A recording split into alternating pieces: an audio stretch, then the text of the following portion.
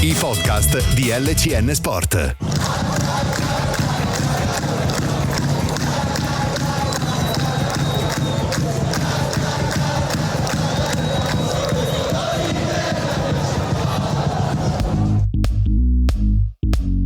Buongiorno amici di Diario 1912, la Calciolecco Day by Day. Oggi è sabato 28 marzo 2026 e si parte oggi con il turno numero 34, quindi siamo veramente arrivati alla fine, alle ultime 5 gare, 5 appuntamenti, 15 punti più pesanti della stagione 2025-2026.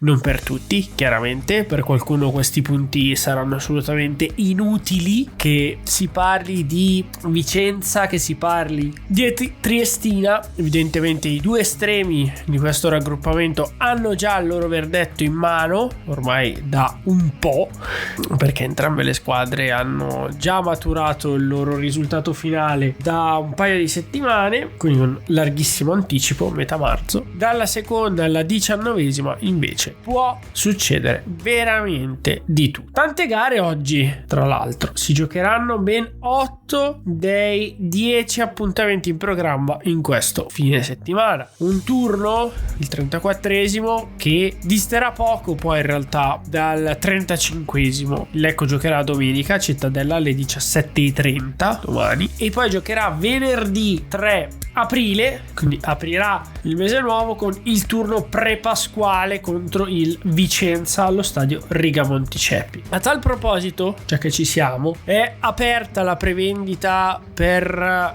il grande appuntamento della prossima settimana. La curva è piena, in curva sud vedremo. Allo stato attuale ci sono ancora delle restrizioni interne perché non c'è stata la seduta del GOS, quindi senza quella comunque bisogna prendere delle precauzioni sostanzialmente. Quindi allo stato attuale, seguendo le indicazioni della determinazione 12 del 2026, i tifosi dell'ANE potranno acquistare i tagliandi nel settore ospiti solo se sono sottoscrittori del programma di fidelizzazione. Quindi questa è la misura presa. Poi ci sono anche delle altre misure prese legate alla territorialità, quindi se non vado errato, guardavo ieri, i residenti in provincia di Vicenza possono comprare solo nel settore ospiti, se non mi sbaglio. Promozione: biglietti interi si potranno acquistare al prezzo in promozione di 10 euro, quindi uno sconto rispetto al prezzo attuale. Sono gli stessi soldi che si pagano per un biglietto in curva nord, i pochi che ci sono ancora a disposizione. Il ridotto, che era già sui 10, scala a 5 per tutti gli under 18, quindi tutti coloro che sono nati dal 2008 in poi, tutti i coscritti di Enrico Nova in poi, pagano 5 euro per i distinti. Sì, è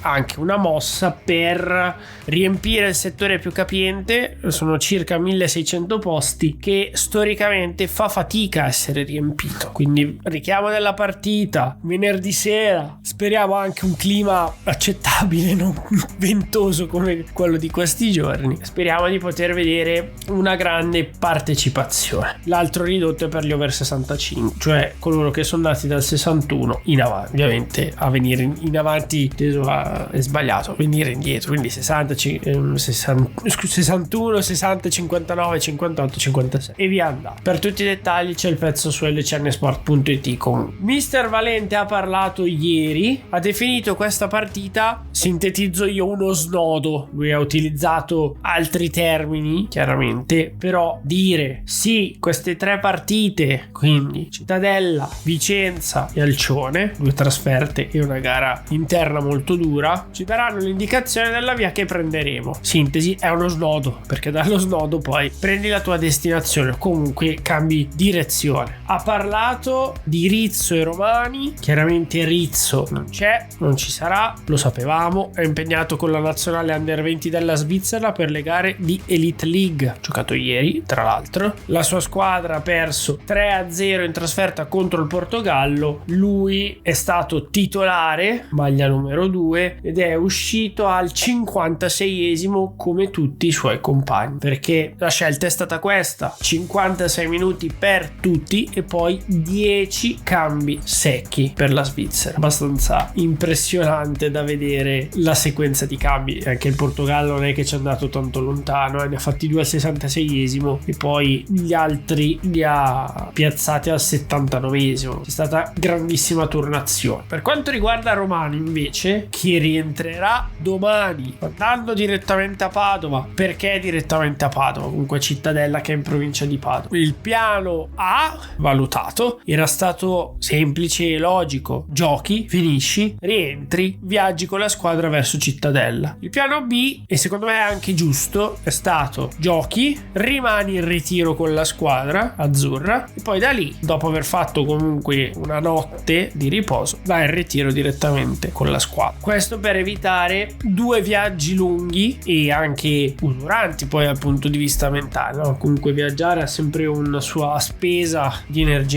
e per minimizzare tutti quelli che possono essere i possibili rischi. Ma Romani ha giocato ieri, non so chi di voi abbia guardato, è subentrato all'81esimo, Italia-Inghilterra 3-3. Tra l'altro è stata una partita molto bella, molto emozionante. L'Inghilterra era sopra 0-3 al 58esimo con doppiata di Watson e gol di Heaven. Poi girandola di cambi, qualcuno al 46, qualcuno al 59, segna Lavelli, che è attaccante dell'Inter Under 23, chiaramente classe 2006, uno di quei 2B prospetti indicati come molto interessanti del nostro calcio. Girandola di cambi per l'Inghilterra, che ne fa 6 tutti insieme al 69esimo, segna Stabile al minuto numero 72, giocatore in forza al Bari da gennaio. Prima era alla Juve Stabile, l'anno scorso era all'Alcione, difensore centrale. Subentra Romani con Mirra, poi all'89esimo arriva la rete di Vavassori, attaccante dell'Atalanta classe 2005, Atalanta chiaramente Under 23. Quindi questa è stata la partita. Vi segnalo un 26 tiri dell'Italia, 9 nello specchio della porta. L'Inghilterra ha fatto 7, 3 volte ha centrato la porta, 3 volte ha fatto gol, quindi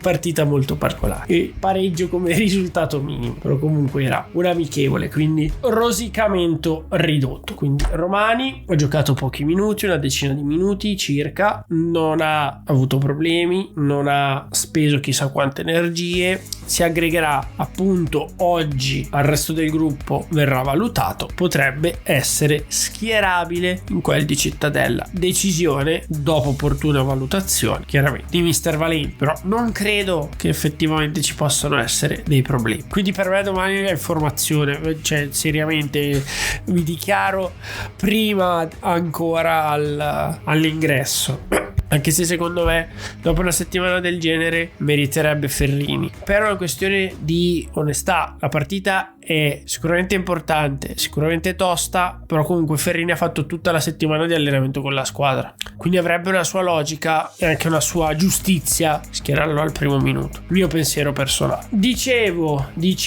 oggi tante partite, 8 gare. Si parte alle 14:30 con Lumezzane Albino Leffe. Qui tendenzialmente può succedere di tutto, 2 squadre che stanno bene, che stanno facendo risultati anche quando magari non lo meritano fino in fondo. Penso al Lumezzane, che è riuscito a pareggiare a Vercelli dopo essere stato preso a pallonate. L'Albino Leffe invece ha un po' trovato la quadra da qualche tempo dopo aver fatto 25 partite tra molti alti, anzi un po' di alti e anche molti bassi. Per me c'è un pareggio. Ospitaletto Gian Erminio, siamo più o meno sulla stessa falsariga. Ospitaletto in casa veramente può, anzi ha fatto risultato con chiunque l'Ospitaletto in casa, letteralmente. La Giana in un ottimo momento, con Galeandro che ha segnato 2 gol consecutivi, uno su rigore e uno in contropiede. Però parliamo anche in questo caso di una Giana tranquilla e serena, 45 punti e ormai il più è fatto, di un Ospitaletto che invece ha bisogno, e come se ha bisogno di fare farne ancora di punti. Oggi a quota 38 sarebbero ampiamente sufficienti per salvarsi rispetto alla Propatria, ma l'Ospitaletto che non può permettersi di perdere la posizione sulla Pergolettese, e questo sarà un turno cruciale. Alcione Provercelli, per una volta tanto dovremo tifare Provercelli, pur vero che l'Alcione in casa è veramente un'ottima squadra. Dolomiti Bellunesi Arzignano, anche qui alla ricerca di punti importanti per la salvezza entrambe. Dolomiti a 38, Arzignano a 40, pareggio per tutte e due, penso che sarebbe qualcosa per cui potrebbero firmare. Pergolettese Propatria, sfida cruciale, la Propatria rischia, tanto è stata una settimana tostissima, grandi critiche, ho letto degli articoli veramente al vetriolo, giustamente, se fai in 2 anni qualcosa come 49 punti in 38 più 33 partite, quindi in 71 partite fai 49 punti, colpa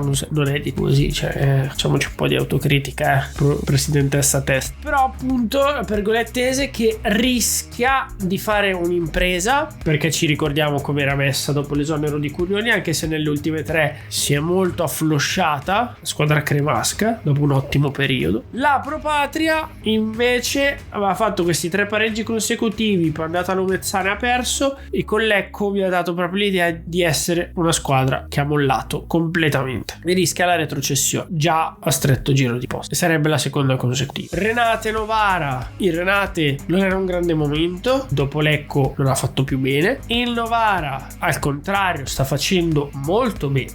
L'ultimo turno è stato veramente di quelli speciali, 3-0 sull'Alcione, occhio che può arrivare un colpo importante al Cittadinense. Si chiude alle 17:30 con Triestina Virtus Verona che deve dare un colpo, è a quota 22 punti. In settimana, mi viene da ridere, si è materializzato il ritorno in panchina di mister Gigi Fresco, ci siamo già espressi, non dobbiamo aggiungere altro, è a quota 22 punti, non vince da una vita. Occhio che la Triestina sta continuando a onorare il suo campionato, gioca in casa, è vero, è una squadra sicuramente fragile, ma lo è meno di quanto non lo sia la Virtus Verona. Infatti la Triestina ha una differenza reti nettamente migliore, meno 13 a meno 20, pur venendo da una situazione totalmente più complicata. E occhio che anche la Virtus oggi ha 11 punti sulla Pergolettese, se non inizia a ricucire lo strappo, poi le giornate passano, questo distacco può aumentare ancora, e insomma si rischia l'effetto Propatria. Chiudiamo col dato sugli spettatori. Intanto per Cittadella Lecco, ultimo conteggio a ieri 271, ci sono ancora pochi posti in realtà per la tribuna scoperta nord, quindi è possibile lo spostamento nella curva dietro la porta. Sarà una sorta di close to call per vedere se entro le 19 di stasera si chiuderà questo dato, spero di sì, e quindi sarà necessario prendere delle decisioni diverse. Ci aggiorniamo domani. Intanto buona giornata a tutti, buon inizio di fine settimana a tutti e forza Lecco sempre.